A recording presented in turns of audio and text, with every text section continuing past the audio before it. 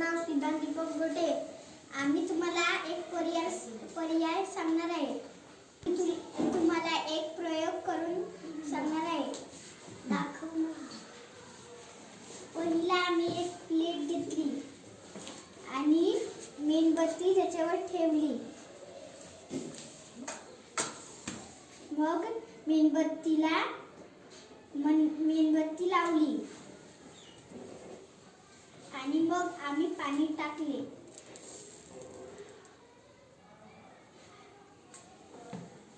आम्ही मग परीक्षा नळी टाकली.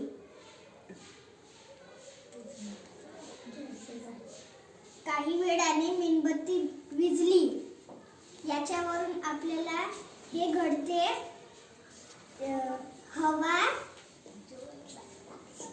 ज्वलनास मदत करते.